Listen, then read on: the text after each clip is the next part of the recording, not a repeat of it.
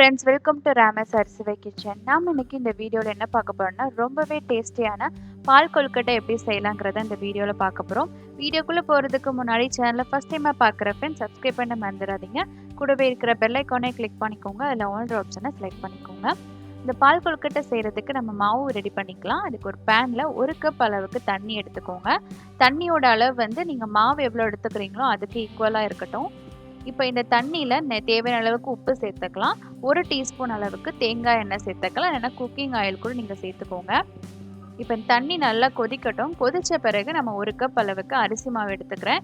இது வந்து கடையில் வாங்கின அரிசி மாவு தான். இதை தான் வந்து யூஸ் பண்ணி செய்ய போகிறேன். கடையில் வந்து உங்களுக்கு இடியாப்ப மாவு கிடைக்கும், இல்லைன்னா நார்மல் அரிசி மாவு கிடைக்கும். அதிலே நீங்கள் இது செய்யலாம். ரொம்பவே சூப்பராக இருக்கும். கட்டி விடாமல் கொஞ்சம் நல்லா அந்த தண்ணியை வந்து நல்லா மிக்ஸ் பண்ணிக்கிட்டே அப்புறம் கொஞ்சம் கொஞ்சமாக மாவு சேர்த்து நல்லா கிளறிக்கோங்க. அந்த தண்ணியோட அளவும் மாவோட அளவும் இந்த அளவுக்கு ஈக்குவலாக வந்த அப்புறம் நம்ம வந்து அதுக்கு மேலே மாவு சேர்க்க வேண்டாம். ஸோ இந்த மாவுலேயே நம்ம வந்து நல்லா வந்து கிளறிட்டே இருந்தோம்னா உங்களுக்கு அந்த மாவு நல்லா வெந்துடும். ஸோ இது நல்லா ஆற வச்ச பிறகு தான் நம்ம வந்து உருண்டை உங்களுக்கு எந்த ஷேப் வேணுமோ அந்த மாதிரி ஷேப்புக்கு நம்ம வந்து பால்ஸ் வந்து ரெடி பண்ணிக்கலாம்.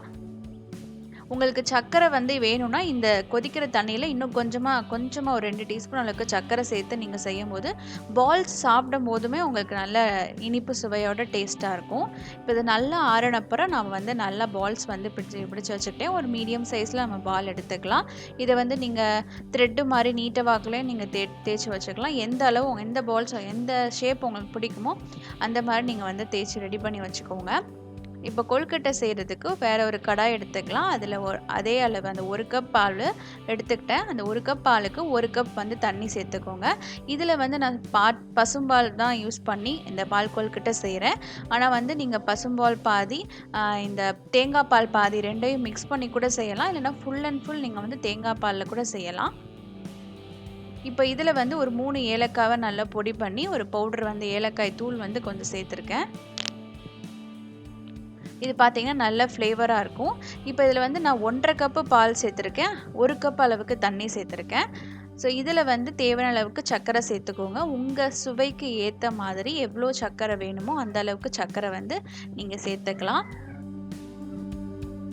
சர்க்கரை நல்லா கரைஞ்ச பிறகு அந்த பால் வந்து ஒரு கொதி விடணும். அந்த கொதி விட்ட பிறகு நம்ம வந்து இந்த பால்ஸை வந்து சேர்த்துக்கலாம். இது வந்து ரொம்பவே இன்ஸ்டண்ட்டாக குயிக்காக செய்யக்கூடிய ஒரு கொழுக்கட்டை ரெசிபி தான். ஸோ நான் அந்த கொதிச்சுட்டு இருக்கிற பாலில் நம்ம வந்து இந்த பால்ஸ் எல்லாம் நம்ம எடுத்து சேர்த்துடலாம்.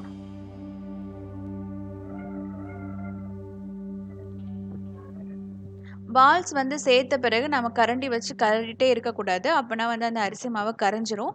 அதனால் வந்து கொஞ்சம் அப்பப்போ அதாவது அடிக்கடி கிளறாமல் கொஞ்சம் நேரம் விட்டு கொஞ்சம் நேரம் மிக்ஸ் பண்ணிக்கோங்க.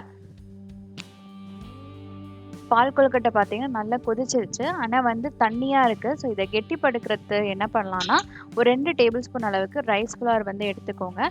அதில் வந்து கொஞ்சமாக தண்ணி சேர்த்து இந்த மாதிரி கரைச்சி எடுத்துக்கலாம். இதை தான் நம்ம வந்து அந்த கொழுக்கட்டையில் சேர்த்து நல்லா வந்து அந்த கெட்டிப்படுத்துறதுக்கு நம்ம சேர்க்க போகிறோம். இப்போ இதை சேர்த்துட்டு நல்லா மிக்ஸ் பண்ணிவிட்டு நல்லா வந்து கொதிக்க விட்டுக்கோங்க. ஏன்னா வந்து நம்ம ரைஸ் ஃப்ளவர் வந்து கடைசியாக தான் சேர்த்துருக்கோம். ஸோ அது நல்லா வந்து கொதிக்கட்டும். கொதித்து அந்த பச்சை வாசனைலாம் போயிட்டு உங்களுக்கு சூப்பரான கொழுக்கட்டை ரெடி ஆகிடும். அந்த கொழுக்கட்டையும் பார்த்தீங்கன்னா உங்களுக்கு நல்ல க்ரீமியாக இருக்கும். ஏன்னா வந்து நம்ம ரைஸ் ஃப்ளவரை கரைச்சி ஊற்றிருக்கோம். இப்போ பாருங்கள், இருந்த கன்சிஸ்டன்சிக்கும் நம்ம ரைஸ் ஃப்ளவர் போட்ட அப்புறம் இருக்கிற கன்சிஸ்டன்சி இப்படி தான் இருக்கும். இப்போ இதில் வந்து நீங்கள் எக்ஸ்ட்ராவாக வந்து முந்திரி பருப்பு, அப்புறம் பார்த்திங்கன்னா இந்த நட்ஸு, கிஸ்மிஸ் பழம் இதெல்லாம் சேர்த்து நெய்யில் கூட தாளித்து கொட்டிக்கலாம்.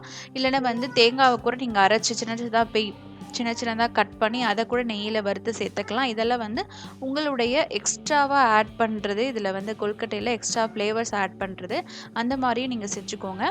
இந்த அளவுக்கு கெட்டியாக வந்தப்புறம் நம்ம வந்து ஆஃப் பண்ணிடலாம். ஏன்னா இது ஆறின பிறகு இன்னும் நல்லா கெட்டியாகும்.